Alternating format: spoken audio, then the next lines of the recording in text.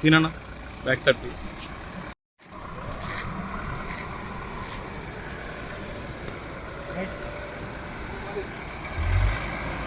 Check ఇచ్చారు, check అయింది ఇదే.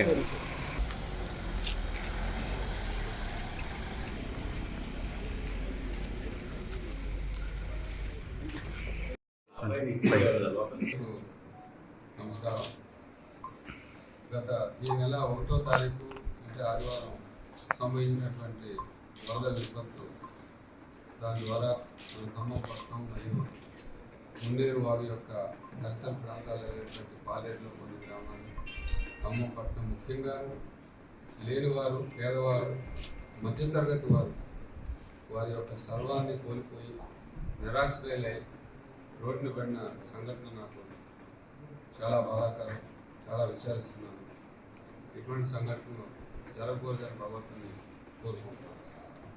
ఖమ్మం వాసిగా ఈ ఖమ్మం పట్టణంలో నేను చదువుకొని ఈ రకంగా పారిశ్రామికవేత్తగా ఎదగడానికి కారణమైనటువంటి ఈ జిల్లా, ముఖ్యంగా ఈ పట్టణంలో ఈ విపత్తు జరిగిన సందర్భంగా వారికి నా వంతుగా మా సంస్థల తరఫు నుంచి ఎన్నో సంస్థల నుంచి చేయుతుగా కొంత ఆర్థిక సహాయం చేయాలనే ఉద్దేశంతో ఈరోజు మన ఖమ్మం కలెక్టర్ గారికి 1 కోటి రూపాయలు వారికి విరాళాన్ని ఇవ్వడానికి వచ్చారు. ఇప్పుడే ఈ సంవత్సరం వారికి అందజేయడం జరిగింది.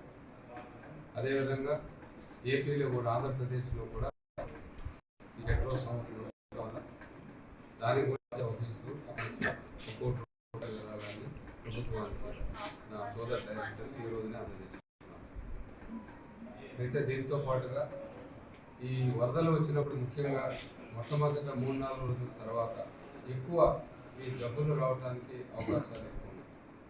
ఆ దృష్టితోటి నేను సేవా దృక్పథంతో నాన్ ప్రాఫిటబుల్గా, చారిటబుల్గా, ప్రపంచంలోనే అత్యున్నతమైనటువంటి ప్రమాణాలతోటి, అల్ట్రా మోడర్న్ ఎక్విప్మెంట్ తోటి ఇటీవల నిర్మించినటువంటి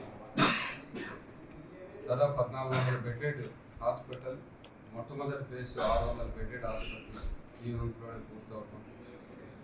అసలు సింధు హాస్పిటల్ ద్వారా ఇక్కడ ఈ వరదలకు ఎఫెక్ట్ అయిన స్థానికానికి వాళ్ళకి అవసరం నిమిత్తం మందులు సరఫరా చేయడానికి, వారికి కావాల్సినటువంటి వైద్య సేవలు అందించడానికి మా సింధు హాస్పిటల్ నుంచి వైద్య బృందాన్ని తీసుకొచ్చి, అంబులెన్స్ని తీసుకొచ్చి వారికి కావాల్సినటువంటి మెడికేషన్స్ ఇప్పుడే కలెక్టర్ గారికి హ్యాండ్ ఓవర్ చేయడం అయింది. వచ్చే 2-3 రోజుల్లో దానికి సంబంధించినటువంటి కార్యక్రమం కలెక్టర్ గారి ఆధ్వర్యంలో డిఎంహెచ్ఎస్ వారి యొక్క సూపర్వైజేషన్లో ఈ మందుల సరఫరా, ఈ పేదవారి ట్రీట్మెంట్ ఎక్కడెక్కడైతే అవసరం ప్రాతిపదికన జరుగుతుందని ఈ సందర్భంగా తెలియజేస్తున్నాను. అదేవిధంగా కలెక్టర్ గారికి హామీ ఇచ్చాను, ఒక రాజ్యసభ సభ్యుడిగా